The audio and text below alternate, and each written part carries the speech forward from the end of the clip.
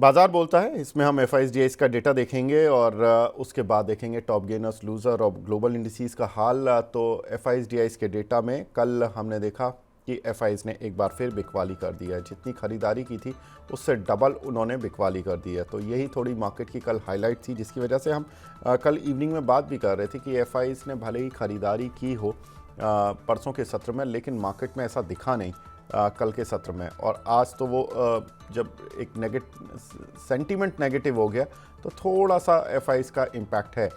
लेकिन ये sentiment positive कैसे होगा, वो दो खबरों से हो सकता है, आरबीआई की पॉलिसी प्लस जो दिल्ली विधानसभा चुनाव के नतीजे हैं।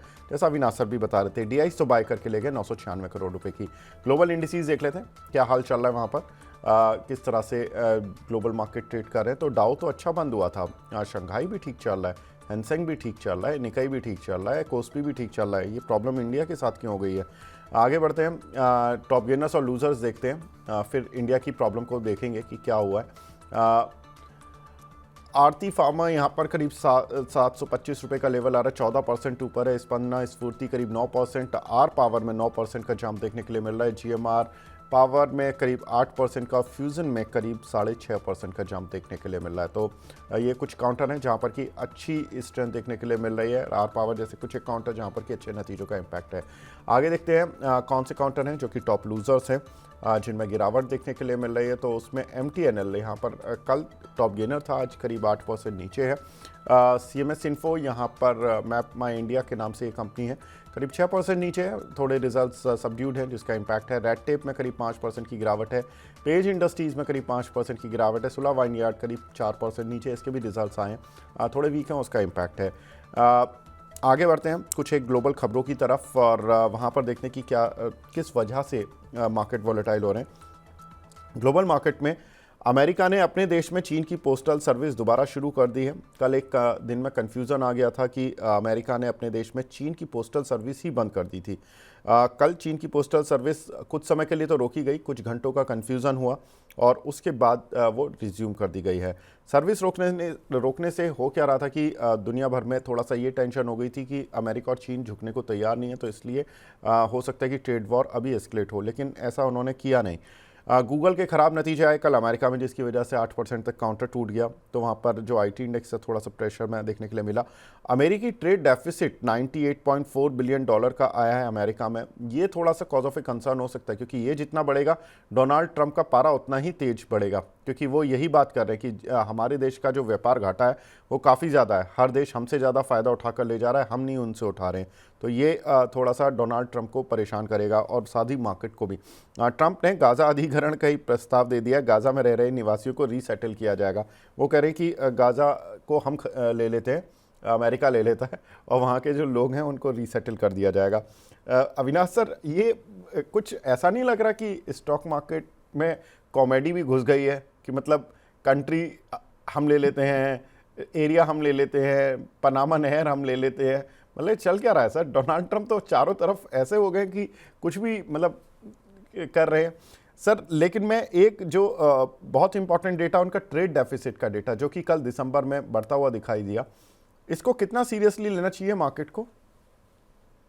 नहीं, पहली बात तो देखिए विवेक, ट्रम्प साहब का जो स्टाइल है वो सभी लोग जानते हैं कि वो अपने पॉइंट ऑफ व्यू से और डोमिनेंट तरीके से ही बात करते हैं। तो मेरे ख्याल से ये जो भी बातें हो रही है इसका फाइनल कंक्लूजन क्या होगा वो कहना मुश्किल है, लेकिन कम से कम जब न्यूज मीडिया में आती है तभी उसका इफेक्ट तो ऑब्वियसली स्टॉक मार्केट्स में आपको देखने को मिलता है। और रही बात यूएस के ट्रेड डेफिसिट के ऊपर, तो देखिए यही एक सबसे बड़ा मसला है कि यूएस चाहती है कि जो भी कंट्री यूएस के साथ ट्रेड करे वो उनके टर्म्स एंड कंडीशंस पे करे, क्योंकि वो बेसिकली चाहते हैं कि यूएस बड़ा मार्केट है। यूएस के बड़े मार्केट में अगर कोई फॉरेन इंटरनेशनल कंपनी को एंटर करना है तो वो अपने टर्म्स कंडीशंस इनको बता देंगे। और सिंस यूएस सबसे बड़ी इकोनॉमी है ग्लोबली, तो वो अपना मसल पावर दिखा रहे हैं। और मेरे ख्याल से देखिए, ट्रेड वॉर्स कभी भी जब भी अनाउंस होते हैं या उसका इम्प्लीमेंटेशन होता है तो उसका नुकसान ही होता है, और उसीलिए मार्केट्स थोड़े से अनसर्टन है। जहां पे भी टैरिफ बढ़ेंगे मेरे ख्याल से दूसरे कंट्रीज भी रिटेलिएट करेंगे अगर वो कनाडा या दूसरे कंट्रीज को टैरिफ बढ़ाते हैं, तो उसका मतलब यही होगा कि वो कंट्री भी यूएस के प्रोडक्ट्स के लिए टैरिफ बढ़ाएगी। तो ये मोटा मोटी प्रॉफिटेबल काम नहीं है, कंपनीज को काफी नुकसान होता है। और अभी जो मोदी जी 12 और 13 फरवरी को यूएस को जा रहे हैं, उम्मीद है कि इंडिया को लेके ऐसी कोई टैरिफ्स अनाउंस ना हो, क्योंकि मोदी जी और ट्रम्प साहब की रिलेशनशिप कही जाती है बहुत ही अच्छी है। तो उस पॉइंट ऑफ व्यू से मेरे ख्याल से इंडिया को भी वेट एंड वॉच मोड पे ही रहना पड़ेगा। और एक बार मोदी जी वापस आते हैं तो मेरे ख्याल से काफी ऐसी खबरें होंगी जो इंडियन स्टॉक मार्केट से शायद अवेट करनी होगी कि एक्चुअल डिस्कशन क्या होता है और ट्रम्प साहब का रवैया इंडिया की तरफ कैसा है। बिल्कुल, तो ट्रम्प साहब का रवैया कैसा है सर? ऐसे में जो आईटी काउंटर्स हैं, मेटल काउंटर्स हैं, काफ़ी वॉलेटाइल हैं। रोज़ अमेरिका चाइना हो जाता है तो मेटल की जो प्राइसेस होती हैं इंटरनेशनल मार्केट में थोड़ा वॉलेटाइल हो जाती हैं। और साथ ही जब इंडिया को लगता है कि सारी दुनिया में थोड़ा सा ट्रेड वॉर चल रहा है तो थोड़ा आईटी कंपनियां भी डिस्टर्ब होने लगती हैं। कैसे ट्रेड करें सर इन दोनों को? नहीं, देखिए मेरे ख्याल से दोनों सेक्टर्स में अगर आईटी की बात करें तो आईटी एक थोड़ा मोर स्टेबल सेक्टर है, क्योंकि यहाँ पे कम से कम 1.5-2 साल की ऑर्डर बुक है, रेवेन्यू विजिबिलिटी है। और ये कंपनियां अगर आप देखें तो बहुत ही कम लिवरेज पे बैठी है, बहुत कैश रिच कंपनियां है। तो मुझे लगता है कि देखिए इनको एटलीस्ट नियर टर्म में तो कोई ज्यादा बड़ा झटका नहीं आएगा, क्योंकि इंडिया यूएस मार्केट में आईटी को लेके बहुत प्रोमिनेंट प्लेयर है। और उनको हटाना या उनको बेसिकली मार्जिनलाइज करना, ये कोई इजी बात नहीं रहेगी यूएस के लिए। तो आईटी के लिए मुझे लगता है कि आपको एक पॉजिटिव रवैया रखना चाहिए, क्योंकि टीसीएस की बात करिए, एचसीएल टेक है, या छोटे कंपनीज में केपीआईटी है, परसिस्टेंट है, ये सारी कंपनीज ने अपना क्लाइंटल बहुत अच्छा बनाया। और इंडिया का जो कॉस्ट आर्बिट्राज है आईटी को लेके, वो मेरे ख्याल से डेफिनेटली इनका स्ट्रॉन्ग पॉइंट है। क्वालिटी और सर्विस, ये दोनों पॉइंट्स पे इंडियन कंपनीज काफी अच्छी तरह से सर्विस डिलीवर करती है। लेकिन उसी बात पे मैं अगर मेटल की बात करूं तो देखिए मेटल एक प्योर कमोडिटी सेक्टर है। और मेटल सेक्टर में जब कीमतें बढ़ती है या कीमतें घटती है, तब जो खरीदार होता है और जो यूजर होता है वो प्योरली प्राइस देखता है, वो ये नहीं देखता कि उस कंपनी की ब्रांड क्या है, क्रेडिबिलिटी क्या है। और उस पॉइंट ऑफ व्यू से मेटल एक थोड़ा और वोलेटाइल सेक्टर हो सकता है, जब तक हमको क्लैरिटी मिलती नहीं कि टैरिफ के ऊपर इंडिया का क्या रवैया है। मोस्ट इंपॉर्टेंटली अगर चाइना पे टैरिफ लगते हैं, मान के चलिए कोई दूसरे कंट्री पे लगते हैं, तो जो प्रोड्यूसिंग कंट्री और जो इंपोर्टिंग कंट्री है वो भी चाहेंगे कि वो टैरिफ बढ़ा रहे। और उसका नतीजा ये होगा कि both suppliers as well as customers, इन दोनों को दिक्कतें बढ़ेंगी। तो मेटल से मुझे लगता है कि अभी थोड़ा सा दूर रहना चाहिए, थोड़ा समय दे दीजिए, क्योंकि उसके बाद मेरे ख्याल से थोड़ी क्लैरिटी आएगी। बिल्कुल। तो मेटल पर और आईटी पर इन दोनों में अगर कंपैरिजन करें तो सर को आईटी ज़्यादा स्टेबल लग रहा है एज़ कम्पेयर टू मेटल। आगे बढ़ते हैं सर। लेकिन क्रूड पर कुछ खबरें हैं, उनको भी मैं बता देता हूं, फिर आपसे जानकारी लूँगा। कच्चे तेल की कीमतें कल इंटरनेशनल मार्केट में करीब 2% गिरती हुई दिखाई दी। अमेरिका चीन ट्रेड वॉर टेंशन गहराने से थोड़ा सा कीमतों में गिरावट देखने के लिए मिलती कल के सत्र में। लेकिन इम्पॉर्टेंट खबर अमेरिका और चीन से ही नहीं, अब ईरान से भी आ रही है, क्योंकि ईरान पर जल्द ही अमेरिका सैंक्शंस लगा सकता है। डोनाल्ड ट्रंप ने इस तरह की धमकी दी है। हालांकि उन्होंने बड़े अलग स्टेटमेंट भी वो दे देते हैं। पहले एक तरफ कहने कि मैं प्रतिबंध तो लगाऊंगा, लेकिन मैं उनके साथ सख्ती नहीं करना चाहता, बातचीत भी करना चाहता हूं। और ईरान को न्यूक्लियर हथियार बनाने से रोकने का प्रयास है मेरा, जिसको लेकर वो प्रतिबंध लगा सकते हैं, जिसकी वजह से हमने देखा कि क्रूड ऑयल की कीमतों में थोड़ी वॉलेटिलिटी बढ़ गई है। अविनाश सर, एक ही व्यक्ति के दो स्टेटमेंट की मैं प्रतिबंध भी लगा सकता हूं, बातचीत भी करना चाहता हूं, मैं उन पर सख्ती भी नहीं करना चाहता हूं, ये कैसी, मतलब इस मार्केट तो सर ऐसे कैसे ट्रेड करेगा? मतलब हालांकि क्रूड ऑयल भी नीचे आ गया है। अब क्रूड ऑयल नीचे आ गया तो सर आज कुछ खबरें भी हैं कि गोल्डमैन सैक्स ने I think oil marketing companies को इंडिया की अपग्रेड किया है। कल शायद मैक्यूरी ने भी किया था। कैसे ट्रेड करें सर? क्रूड नीचे, वॉलेटिलिटी ज़्यादा क्रूड में, और ऑयल मार्केटिंग कंपनीज को कुछ हो सकता है शायद संभावित फायदा। देखिए मेरे ख्याल से अभी तो ये कहना मुश्किल है कि ट्रम्प साहब के मन में क्या है, क्योंकि दो कॉन्फ्लिक्टिंग ओपिनियन जब वो देते हैं तब मार्केट को भी थोड़ा सा टाइम लगेगा इन सारी चीजों को समझने के लिए। बट एक बात तो क्लियर है कि कहीं ना कहीं वो यूएस इकोनॉमी को प्रोटेक्ट करना चाहते हैं, थोड़ा सा और पेट्रोनाइज करना चाहते हैं। और ये जो स्टेटमेंट आ रहे हैं, देखिए अल्टीमेटली मार्केट क्या देखेगा कि अगर हर बार दो व्यू पॉइंट आते हैं कोई भी स्टेटमेंट के, तो उसका मतलब क्या है कि ये एक्सट्रीम एंड पे भी जाते हैं और बाद में उसको कवर अप करने के लिए वापस सोल्यूशन की बातें करते हैं। जैसे कि कनाडा पे जो टैरिफ अनाउंस किया था, उसके नेक्स्ट डे उन्होंने कहा कि 1 महीना हम टैरिफ्स को पॉज करेंगे, बातचीत करेंगे। तो मेरे ख्याल से देखिए मार्केट्स अभी इस पॉइंट ऑफ व्यू से वोलेटाइल बहुत रहेंगे, न्यूज बेस्ड ड्रिवन मार्केट रहेगा। तो उस पॉइंट ऑफ व्यू से मुझे नहीं लगता है कि आपको ट्रम्प साहब के जो व्यूज है वो इमीडिएटली उस पर कोई इफेक्ट करना चाहिए। मार्केट को भी अभी थोड़ा थोड़ा पता चल रहा है कि बोलना एक बात अच्छी बात है, लेकिन एक्चुअली उसको इम्प्लीमेंट करना इतना आसान नहीं है। तो पॉइंट ऑफ व्यू यही है कि अगर क्रूड का ट्रेंड थोड़ा सा वीक होता है और वो सस्टेन्ड होता है, तो ऑयल मार्केटिंग कंपनीज के लिए तो डेफिनेटली अच्छे दिन है, क्योंकि देखिए ऑटो सेक्टर हमारा जो है, एविएशन सेक्टर है, थ्रूपुट तो बढ़ रहा है, और रॉ मटेरियल खर्चा अगर कम होता है तो गवर्नमेंट को भी इनको ज्यादा कोई बेनिफिट देने नहीं पड़ेगी। अभी हाल ही में जो oil and gas petroleum minister है, उन्होंने कहा है कि थोड़ा बहुत कंफर्ट और बेनिफिट तो हम इंडियन ओएमसी कंपनीज को देंगे। तो उस दिन जरा थोड़ी सी तेजी हमने ओएमसी कंपनीज में देखी थी। बट ओवरऑल मुझे लगता है कि क्रूड का प्राइस गिरना ये स्वाभाविक है, क्योंकि ग्लोबल इकोनॉमी में अगर थोड़ा सा स्लो डाउन आता है, कहीं ना कहीं अगर चाइना में भी हमने देखा है कि वहां पे भी ऑयल डिमांड काफी कम हो चुकी है, तो उसका असर डेफिनेटली डिमांड सप्लाई ऑयल पे भी रहेगा। तो मोटा मोटी 1-2-3 महीने का ट्रेंड और देखना जरूरी रहेगा। मुझे नहीं लगता है कि इमीडिएटली एक दिन के गिरावट से आपको कोई व्यू बनाना है, but oil marketing companies definitely अच्छी लग रही है, और इसमें एचपीसीएल, बीपीसीएल, आईओसी, ये तीनों कंपनीज में डेफिनेटली एक पॉजिटिव ट्रेंड आपको देखने को मिलेगा। अगर क्रूड यही लेवल पे भी रहता है या और थोड़ा घटता है, तो इसका बेनिफिट इनको अगले 2-3 क्वार्टर में देखने को मिल सकता है।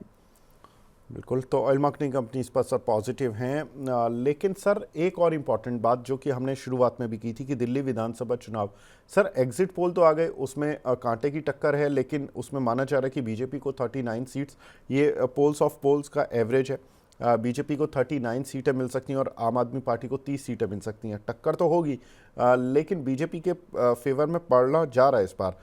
सर कैसे देखें अगर बीजेपी आती है, क्योंकि सैटरडे को इलेक्शन के रिजल्ट्स आएंगे, तो मार्केट कैसे रिएक्ट करेगा? बीजेपी जीती तो क्या होगा मंडे को, और नहीं जीती तो क्या होगा? नहीं, मेरे ख्याल से देखिए अभी तो वेरी क्लोज कॉन्टेस्ट है, और जो भी नतीजा आता है, देखिए अगर बीजेपी जीतती है तो डेफिनेटली आपको थोड़ा सा मार्केट सेंटिमेंट में एक फील गुड फैक्टर देखने को मिल सकता है। और अगर बीजेपी इज नॉट विनिंग, अगर वो हार जाती है, तो डेफिनेटली थोड़ा बहुत डिसअपॉइंटमेंट तो आपको मार्केट में देखने को मिलेगा, जो ऑलरेडी मार्केट्स में अभी जो कंडीशन है। तो मुझे लगता है कि इससे खराब सिचुएशन तो हो नहीं पाएगी मेरे ख्याल से। बीजेपी अगर जीतती है तो एक पॉजिटिव सरप्राइज देखने को मिलती है, बट अगर हारती भी है तो मेरे को नहीं लगता है कि इस रीजन से मार्केट में कोई बड़ी पैनिक सेल ऑफ भी होगी। आई थिंक थोड़ा बहुत सेल ऑफ आ सकता है, लेकिन वो मेरे ख्याल से 1-2 दिन में वापस आपको रिकवरी देखने को मिलेगी, क्योंकि बाद में तो it will be back to business as usual. लोग वापस अर्निंग्स नंबर देखेंगे, ग्लोबल न्यूज फ्लो देखेंगे, और आगे बात चलती रहेगी। तो डेफिनेटली जीतेगी तो डेफिनेटली थोड़ा बहुत सेंटिमेंटल बूस्टर मिलेगा, क्योंकि दिल्ली एक ऐसा पॉकेट है जहाँ पे बीजेपी बहुत कोशिश कर रही है वापस पावर आने के लिए। जी सर, कल आरबीआई की पॉलिसी भी है, क्या लगता है रेट कट आएगा? और अगर आएगा तो क्या होगा, और नहीं आएगा तो क्या होगा बैंकिंग और या इंटरेस्ट सेंसिटिव शेयरों पर? देखिए मुझे लगता है कि इंटरेस्ट कट आएगा, लेकिन कल की पॉलिसी में आएगा कि नहीं ये कहना मुश्किल है। मुझे तो लगता है नहीं आएगा, क्योंकि ऑलरेडी आरबीआई ने देखिए ओपन मार्केट ऑपरेशंस का एक बड़ा डिसीजन लिया है, और वो मार्च एंड तक खत्म हो जाएगा। आरबीआई भी चाहेगी कि इन्फ्लेशन पूरी तरह से नीचे आए, बाकी सारे मैक्रो वेरिएबल्स वो मॉनिटर करे।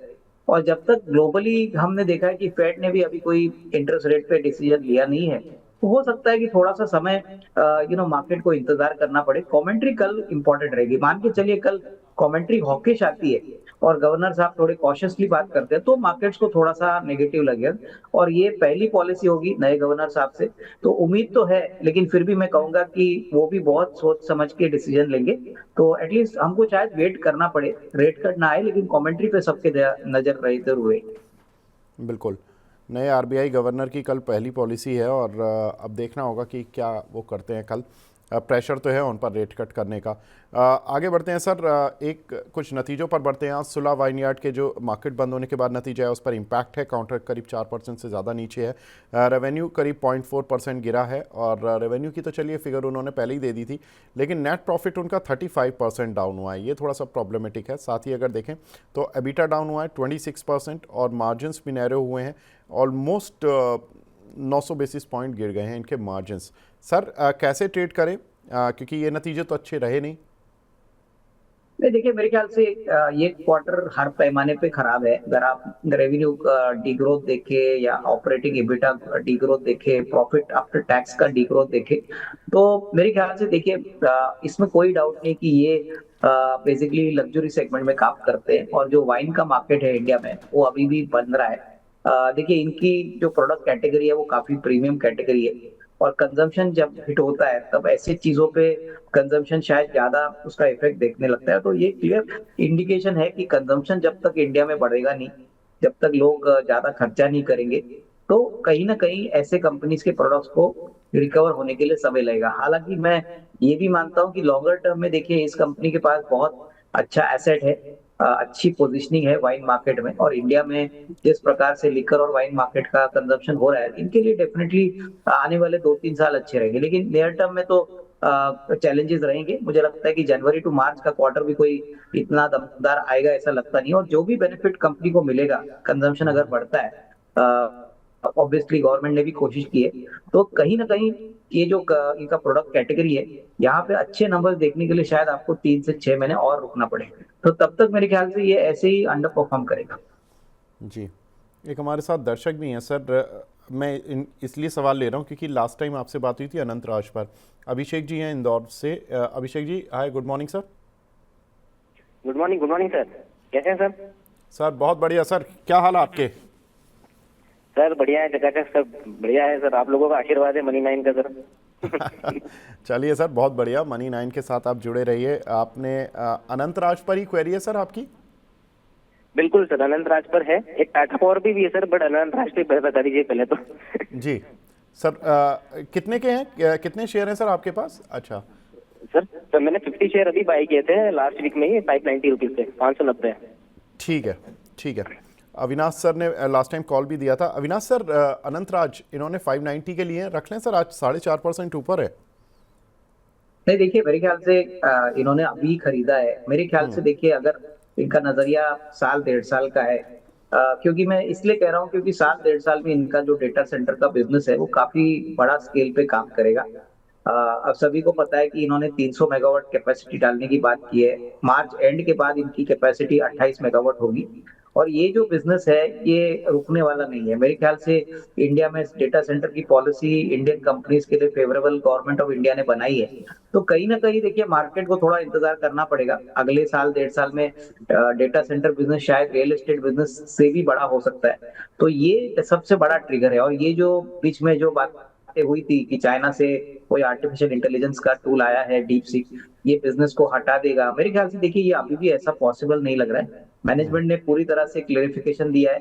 थोड़ा सा समय आपको मैनेजमेंट को देना पड़ेगा, नंबर्स को आने देना पड़ेगा, और उसके बाद ही आपको अच्छा रिस्क रिवॉर्ड मिलेगा। कंपनी बहुत बढ़िया है, रियल एस्टेट में तो ऑलरेडी वेल नोन प्लेयर है एनसीआर मार्केट में, और डेटा सेंटर का बिजनेस एक सनराइज सेक्टर माना जाता है इंडिया में। तो आप थोड़ा सा टाइम यहाँ पे दे दीजिए, 1-1.5 साल अगर आप पकड़ते हो तो मुझे लगता है कि बहुत ही अच्छी खासी रिटर्न आपको मिलने की पोटेंशियल रहेगी। ठीक है सर। तो सर आप इसको होल्ड कर चल सकते हैं कुछ लंबे समय के लिए। सर एक काउंटर एवलॉन टेक का, इसके नतीजे काफ़ी अच्छे टर्न अराउंड आए हैं। रेवेन्यू में 31% का जंप, नेट प्रॉफिट में 265% का जंप देखने के लिए मिला। तो ज़बरदस्त रिजल्ट्स। और एबिटा भी सर 16.452 से 13.63 करोड़ रहा, और एबिटा मार्जिन 7.7 से बढ़कर 12.3। सर अगर आप इस कंपनी को देखते हो तो बता दीजिए कि इतने अच्छे नतीजे क्यों आए। बाकी काउंटर पर अपर सर्किट लगा हुआ है आज 5% का। नहीं देखिए, ये कंपनी ईएमएस स्पेस में काम करती है, और सेमीकंडक्टर का भी इनका विचार है कि सेमीकंडक्टर भी सेक्टर को ये बहुत एग्रेसिवली ट्रैक करेंगे, और यहाँ पे इन्वेस्टमेंट भी कर रहे हैं। देखिए बहुत रिसेंटली अगर हम देखें तो पिछले 2-3 क्वार्टर में कंपनी का जो ग्रोथ था वो थोड़ा सा धीमा हो चुका था, इसलिए ऊपरी लेवल पे स्टॉक को काफी पिटा भी गया था, अगर आप दूसरे ईएमएस कंपनीज को कंपेयर करें तो कहीं ना कहीं मुझे लगता है कि अभी जो एग्जीक्यूशन है ऑर्डर बुक का वो काफी अच्छा हो रहा है, प्लस कंपनी की यूएस फैसिलिटी भी है। मेरे ख्याल से एक ऐसी इंडियन कंपनी है जिसका ग्लोबल सेटअप भी काफी अच्छा है। तो ओवरऑल मुझे लगता है कि ऑर्डर बुक अच्छी है, एग्जीक्यूशन अच्छा है, तो उसी कारण से आपने देखा कि बहुत समय के बाद top line, operating profit as well as bottom line ये बहुत तेजी से बढ़े। ये सिलसिला अगर एग्जीक्यूशन के साथ एग्रेसिवली आगे बढ़ता है तो मुझे लगता है कि इन लेवल से भी अच्छी खासी ग्रोथ आएगी, क्योंकि ईएमएस स्पेस एक ऐसा स्पेस है जो गवर्नमेंट ऑफ इंडिया भी प्रमोट कर रहा है और इलेक्ट्रॉनिक एक्सपोर्ट्स में इनका काफी वेल एस्टेब्लिश नाम भी है। तो डेफिनेटली लंबे नजरिया के लिए आई थिंक इसमें पोजीशन आपको होल्ड करनी है। फ्रेश निवेश अगर करना है तो थोड़ा सा मेरे ख्याल से स्टॉक को करेक्ट होने दीजिए और उसके बाद आपको खरीदने का मौका मिल सकता है। ठीक है, आगे बढ़ते हैं। अगला काउंटर है सर कमिंस इंडिया, जहां पर कि हमने देखा नतीजे काफ़ी शानदार देखने के लिए मिले हैं। यहाँ भी 21% का जंप रेवेन्यूज़ में, नेट प्रॉफिट में 12% का जंप, एबिटा में 10% का जंप। हालांकि मार्जिन्स में थोड़ा सा प्रेशर है, 21.3 से 19.3, तो करीब 200 बेसिस पॉइंट का मार्जिन्स पर इम्पैक्ट है, लेकिन काउंटर में पॉजिटिव इम्पैक्ट है। सर कैसे ट्रेड करें इसको? देखिए हर पैमाने पे नंबर्स अच्छे हैं और ऐसे चैलेंजिंग टाइम पे एग्जीक्यूशन भी इनका काफी अच्छा है। और कमिंस एक एमएनसी कंपनी है, तो बैलेंस शीट की बात करें या इनकी कैश फ्लोज की बात करें तो बहुत ही बढ़िया इनके परफॉर्मेंस डेटा पॉइंट्स है।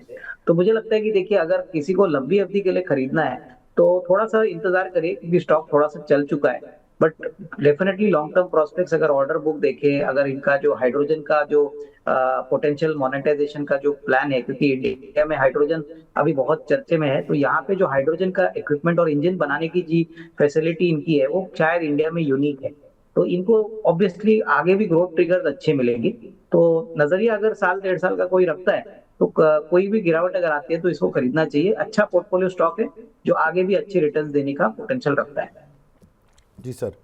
सेजिलिटी सर, ये सेजिलिटी इंडिया, ये काउंटर भी काफ़ी बज़ में आया क्योंकि एक दो ब्रोकिंग हाउस ने, विदेशी ब्रोकरेज हाउस ने इस पर पॉजिटिव आउटलुक दिया था। रेवेन्यू अच्छे आए हैं और प्रॉफिट तो बहुत ही ज़बरदस्त आया इस कंपनी का। प्रॉफिट 70 करोड़ से बढ़कर 217 करोड़ आ गया है। एबिटा 51% जंप हुआ है और मार्जिन्स करीब करीब 20% से बढ़कर 27% आ गए। सर हर फ्रंट पे अच्छा है और काउंटर में अपर सर्किट भी है। अभी कैसे देखें सर, अगर सर्किट खुले तो इसको लेना चाहिए या नहीं लेना चाहिए? नहीं बिल्कुल, देखिए इस कंपनी का अगर आप ट्रैक रिकॉर्ड देखें तो पब्लिक इशू के टाइम से ही हमने देखा कि प्रमोटर्स ने क्लियरली कहा था कि इनका मेन मार्केट यूएस है और वो भी हॉस्पिटल मार्केट है। और वो बहुत ही अच्छे वेल एस्टेब्लिश्ड प्लेयर है, काफी अच्छी सर्विसेज वो यूएस हॉस्पिटल मार्केट को देते हैं। और मुझे लगता है कि जब एग्जीक्यूशन अच्छा होता है, कस्टमर बेस अच्छा होता है, तब ये सब नंबर्स में झलकता है। तो कहीं ना कहीं देखिए अगर नजरिया 1.5-2 साल का है तो ये काफी स्टेबल बिजनेस है और ये एक वेल एस्टेब्लिश प्लेयर है इस वर्टिकल में। तो डेफिनेटली अगर थोड़ा सा स्टॉक में सर्किट खुलता है तो लंबे नजरिए से इसमें डेफिनेटली एक छोटा पोजीशन बना सकते हैं, क्योंकि अभी भी मुझे लगता है कि प्राइस में अपसाइड के लिए जगह है, प्रोवाइडेड आपके पास टाइम फ्रेम कम से कम 1.5-2 साल का है। ठीक है, आगे बढ़ते हैं। कंपनी है स्विगी। सर इस कंपनी ने फिर परेशान कर दिया, यहाँ पर कंपनी के लॉस आया, रेवेन्यू 11% बढ़ा है। सर क्या करना है इस पर? नहीं देखिए ये तो एक्सपेक्टेड था विवेक कि इतना बड़ा लॉस ये रिकॉर्ड करेगी, क्योंकि अभी भी ये कंपनियां सिर्फ टॉप लाइन पे ही फोकस कर रही है। और देखिए मार्केट जिस प्रकार से इनको वैल्यूएशन दे रहा है, हमारा मानना है कि जो भी कंपनी कैश फ्लो जनरेट नहीं करती वो कंपनी हमारे हिसाब से बाइंग लायक नहीं है। हम इसमें इंतजार करेंगे, नया निवेश तो हम बिल्कुल करेंगे नहीं। और मुझे लगता है कि देखिए ये जो फिनटेक और जो क्यूएसआर क्विक सर्विस कंपनियां होती है, इसमें सबसे बड़ा मसला होता है कि इनका कैश फ्लो कब पॉजिटिव होता है। अगर ये कंपनी 800 करोड़ का लॉस करती है तो कैश फ्लो तो ऑब्वियसली माइनस होगा। और कस्टमर इंक्रीज करने के बजाय अगर ये लॉस करती है तो और एक 1.5-2 साल तो आपको इंतजार करना पड़ेगा। हमको नहीं लगता है कि ज्यादा से ज्यादा अगर कोई खरीदता भी है तो इन द शॉर्ट टर्म कोई बड़ा अपसाइड आएगा, क्योंकि जो भी निवेशक इसमें एंट्री कर रहे हैं वो वही लोग कर रहे हैं जिनको कम से कम 2-3 साल वेटिंग पीरियड है। और लॉस मेकिंग कंपनीज में ना, हमने पहले भी आपके चैनल पे बोला है कि हमको इतना कंफर्ट नहीं है, तो हम इस कंपनी को फिलहाल तो अवॉइड करेंगे। ठीक है, तो स्विगी को अवॉइड करने की राय है, लेकिन सर आपकी रडार पर कौन से स्टॉक है जो आप हमारे साथ शेयर करेंगे? देखिए विवेक, दो स्टॉक्स हमको पसंद है। एक तो केईसी इंटरनेशनल की कंपनी है जो बेसिकली पावर ट्रांसमिशन टावर्स में काम करती है। कंपनी की जो ऑर्डर बुक है एज ऑन डेट कम से कम 137 बिलियन है। और सबसे बड़ी बात, कंपनी ने पिछले साल 19,000 करोड़ पे 460 करोड़ का प्रॉफिट कमाया था। इस बार कंपनी ने ऑलरेडी 6 मंथ में 278 करोड़ का प्रॉफिट किया है, जो पिछले 9 मंथ्स में करीबन 225-230 करोड़ था। तो करीबन 550 करोड़ का प्रॉफिट इस साल आने का अनुमान है। तो यहाँ पे मुझे लगता है कि कम से कम 925-950 का टारगेट प्राइस लेके आप यहाँ पे एक छोटी पोजीशन बना सकते हैं, क्योंकि मुझे लगता है कि कहीं ना कहीं पावर ट्रांसमिशन और डिस्ट्रीब्यूशन भी बहुत इंपॉर्टेंट एरियाज है जो गवर्नमेंट फोकस कर रही है। और यहाँ पे केईसी का एक अच्छा ट्रैक रिकॉर्ड है, काफी वेल एस्टेब्लिश प्लेयर है, अच्छी ऑर्डर बुक है। तो उस पॉइंट ऑफ व्यू से 810-816 में एक अच्छा रिस्क रिवॉर्ड बन सकता है। और दूसरा स्टॉक रहेगा ऑटो कंपोनेंट स्पेस में, जो ज्यादा चर्चे में नहीं है। कंपनी का नाम है सुब्रोस लिमिटेड। देखिए, ये कंपनी ने भी जो तीसरे तिमाही के रिजल्ट डिक्लेयर किए, बहुत ही अच्छे नंबर्स। 33 करोड़ का प्रॉफिट, जो पिछले थर्ड क्वार्टर में 26 करोड़ था। और पिछले साल इन्होंने करीबन 98 करोड़ का प्रॉफिट कमाया था। इस साल हमको लगता है कम से कम 140-145 करोड़ का प्रॉफिट आएगा। इस कंपनी की दो तीन चीजें जो हमको पसंद है। एक तो कंपनी का इक्विटी कैपिटल मात्र 13 करोड़ है। कंपनी बिल्कुल कर्जा मुक्त है, कैश फ्लोज भी बहुत अच्छा करती है। और अभी जो पहले लोगों को लगता था कि शायद ये सिर्फ मारुति कार्स को एसी सप्लाई करती है, अब तो ये कमर्शियल व्हीकल्स को भी सप्लाई करती है, क्योंकि गवर्नमेंट ने अभी कहा है कि जो बड़े कमर्शियल व्हीकल के ट्रक्स होते हैं उनको भी एसी कैबिन प्रोवाइड किया जाना चाहिए। प्रीमियम कैटेगरी में ये अभी भी सप्लाई करते हैं। तो मोटा मोटी इस साल करीबन 20-23 रुपए की अर्निंग आएगी, और आगे का भी रोड मैप काफी अच्छा है। तो उस पॉइंट ऑफ व्यू से करीबन 770-775 का टारगेट प्राइस यहाँ पे भी आपको मिल सकता है। तो ये दोनों स्टॉक्स हमारी तरफ से। जी, सुब्रोस और केईसी इंटरनेशनल, ये अविनाश सर की तरफ से टॉप पिक्स है। अविनाश सर, आप हमारे साथ जुड़े, सर बहुत बहुत शुक्रिया हमसे जुड़ने के लिए, अपना कीमती समय देने के लिए। आगे बढ़ते हैं, अब हमारे साथ दूसरे खास मेहमान जुड़ चुके हैं। हमारे साथ मानस जायसवाल सर जुड़ चुके हैं। Manas sir, good morning. Good morning Vivek जी।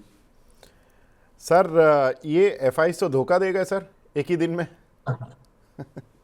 देखिए, केवल एक रीजन दिखता है फिलहाल। मैं नहीं समझता कि अभी कोई बहुत बड़े ट्रेंड रिवर्सल की बात करनी चाहिए। हालांकि ये सही है कि अभी कुछ मिनटों पहले निफ्टी ने अपने 200 मूविंग एवरेज को ब्रेक किया, उसके नीचे फिसला है।